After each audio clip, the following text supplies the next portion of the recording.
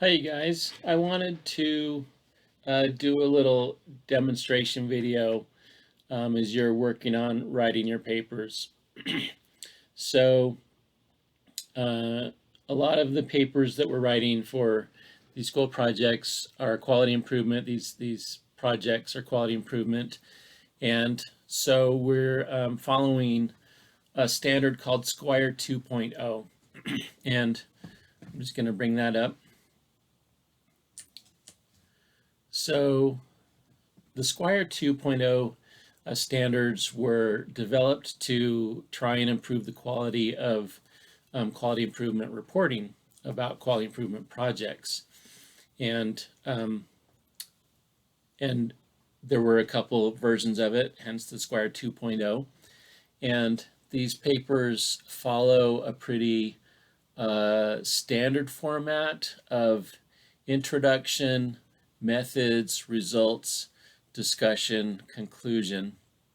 And you can see these main sections with the green lines here, and they have that.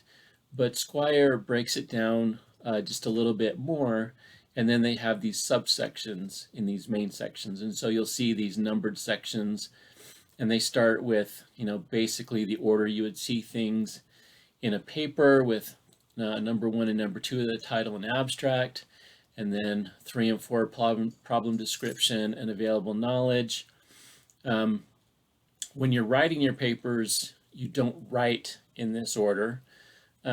So we'll really leave the title and abstract until the very end because you want to have all of your information together to do that. You can pick a working title, but you may adjust it down the road. So these guidelines are a nice place to just help you cover the points that should be covered in each section so that you're giving a pretty complete report of this project that others who read it may understand what was done in the project and and how it turned out, and that makes it so that they can perhaps implement something similar in their own settings. So these SQUIRE guidelines, and you can see this example here. If you just Google SQUIRE 2.0, you'll get a link to this main page. And you get a nice kind of short description here. There's actually additional explanatory material. If we go to the top and we go to, if you hover over the SQUIRE 2.0 guidelines, you'll see explanation and elaboration. And the SQUIRE creators have actually gone through each of these sections, and you'll see that the green main headings are the same and the numbered sections are the same, but you'll see that these this explanatory material is a lot longer. So if we go down to introduction and we look at problem description, you can see some example there, but then you'll see available knowledge. And they give some examples often and some explanation.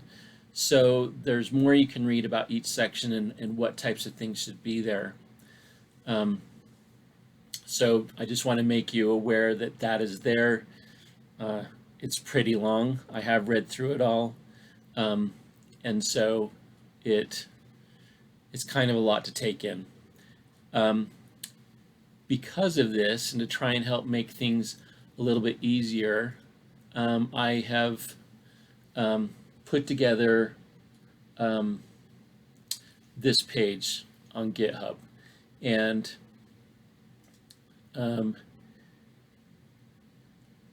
if you go to this address here, github.com/cmcntsh/qualimp.ai grading, you'll get this GitHub page, which you can get to online. I have a link here to the SQUIRE guidelines so you can look at them. But I have gone through each of these sections, and with the new availability of AI tools, we can actually use some prompts to evaluate our writing for each of these sections. So you'll notice on this page that I have numbered sections, and I've kept the numbers the same as the SQUIRE guidelines. So You just need to find the right number for the section you're working on. And I have some information, some prompts here that you can actually use in ChatGPT. So I'm going to go ahead and open up Chat. Oh, I think I have a link. Let's use the link and make sure it works. Okay, so if we go to the top, I've actually given you links to several tools. Of the ones I've tried, I find that the feedback from ChatGPT seems the most complete to me. You're welcome to try these others. And I've kind of made notes of when I had tried things last, and what seemed to work well, what didn't. But I've done everything in ChatGPT, and that's probably what I would the number one I would recommend. But you're free to try any AI tool you want. But here's a prompt for ChatGPT, and if we were going to do something with the title, I went through the SQUIRE guidelines and was looking at what they described, and here I've made a prompt that incorporated what they have, and these little grayed boxes are prompts, and if you click the little looks like two squares, that's a copy button, and then you can go to your ChatGPT, where'd you go? There you are. You can paste it in the box, and you'll see the full text of the prompt is in there, and this will have descriptions, and the place where you're going to put your own text I have in brackets somewhere in there, and you'll see a section in quotes and then in brackets, and you're going to paste your text in there. And we're not going to try this one on the title because we're just working on a section. So I'm going to go back to this. So besides using some AI tools, as we're writing papers, we end up doing a lot of editing. And there's two main types of editing that you're going to do. One is substantive editing, which you're looking at the content and the organization of what you write. And the other is copy editing. And copy editing is looking for spelling, punctuation, and grammar errors. It's pretty standard. I'm not going to go over that too much. All students should have downloaded the Word add-in for Grammarly and have that installed on their computer. And you should be using Grammarly to help suggest things to you. Grammarly uses two kinds of highlighting. Red highlighting is usually pretty egregious errors like spelling, punctuation, and grammar problems. And then blue highlighting is looking for clarity and conciseness and making suggestions. And Grammarly does a pretty good job. Let's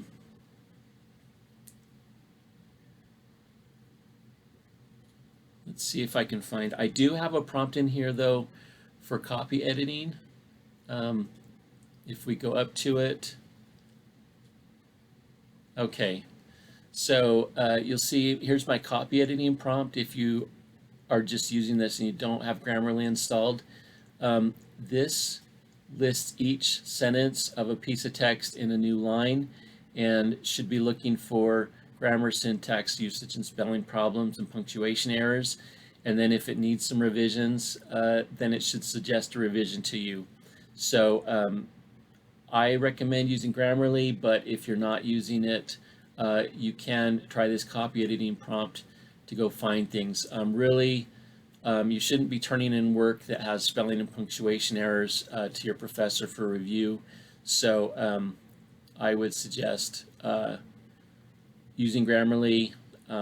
This is a backup, but fix all those problems before you turn something in to get it evaluated. But I'm going to go back down to this first section that we're actually writing, which is number 3, the problem description. And besides copy editing, we want to look at the substance of your paper. And so I have a prompt here that besides the SQUIRE guidelines, I also have some additional basically what content should be in that section. And this evaluate the comprehensiveness of content coverage is something that you will find for most of these sections. So here, this is number 3, problem description. We have a comprehensiveness of content coverage. If we went down to the section number 4, you'll see there's another section for comprehensiveness of content coverage. So I would like it a lot and strongly suggest that before you turn your paper in, evaluate the writing for that section using this content coverage prompt.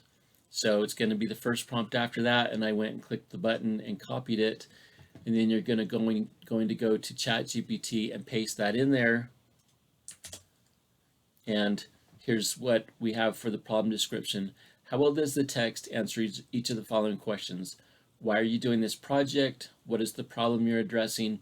Who is affected? When is it a problem? Why does it matter? How does it affect the patient or system? Has a cause been identified? What will happen if this problem is not addressed? So you may or may not need to answer all of those questions for a paper, but that should give a pretty comprehensive description of whatever the problem is that's being worked on for a project. So I went through and found an article on PubMed that is reporting things using SQUIRE guidelines. And you'll see in the abstract here that they're not using SQUIRE verbatim. You're going to see a lot of flexibility there. But you will see that these do basically follow the introduction, methods, results, discussion, conclusion format. And so I'm going to take this introduction part and just put this text through that prompt, looking at how well does this particular paper, and I just picked the first one I got to that was an actual paper, so it doesn't really matter. And you'll see here I have this line with brackets and text, and I'm going to copy the text that I want to look at and paste it into the prompt in the section where my bracket was, and it's inside quotes. And then I'm going to hit enter. And let's see how ChatGPT does. And you'll see this gives you a pretty nice summary for each of your question points of how well it's addressed in there. And it looks like, just looking at this quickly, I didn't even read through this introduction yet, but we can see that ChatGPT is finding pieces of text in there that's addressing each of these items. And,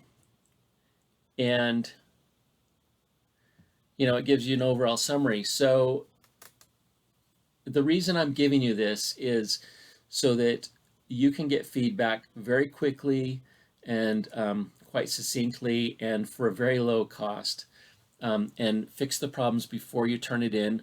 And that way, that lets me, you may identify your own problems and fix them before I even see the paper, and that lets me focus on the content that's being written. Is it in a good order? Is it communicating effectively? And I can really focus on the substance of your paper and not if you've just left things out that should have been there, or if you have a bunch of spelling and grammar problems. That just takes, one, it makes it harder to read, and two, it just takes a lot of time when I could just focus on the really meat and potatoes of your paper. So for each section, I would suggest you run this through that prompt, and then you can look at it, and then that lets me focus just on your paper and what it's doing, and then I can read through it and give you any feedback if something is missing or not stated in a good way. But this will just speed things up for everybody. Hiring, it is recommended sometimes if you do have challenges writing, and not everybody's a natural writer, that you hire an editor. and paying an editor is somewhere between $50 to $100 an hour. And I would strongly recommend, even if you're working with an editor, that you run through, use Grammarly to help you fix problems, and run through this content evaluation prompt for each section before you send it to an editor. And that way you're saving money. Why spend $50 an hour to pay somebody for something that you can do for free and that takes you 5 minutes? And that way they also can work on the real essentials and what's going to be more meaningful where they're competent. So I wanted to show this to you so that you have this tool available to you. Again, each section of the paper will have this evaluate for comprehensive content coverage, and at the very least do that. And you'll see other prompts in here. Feel free to read through this. I do actually have it set up to take a piece of text and give it a grade from a rubric, and you can see what I have here and try it out if you want to. Sometimes I'll use it just to get an idea of how this seems, but I don't take grades from that. I do my own grading, but it is something there. And then if you try that out, you'll see I do have an extra prompt for suggestions on where you could make corrections based on specific criteria. So you don't have to do that, but at the very least, evaluate for comprehensive of content coverage before you turn your writing in. I hope things are going well, and I hope this is helpful to you, and we'll talk to you later.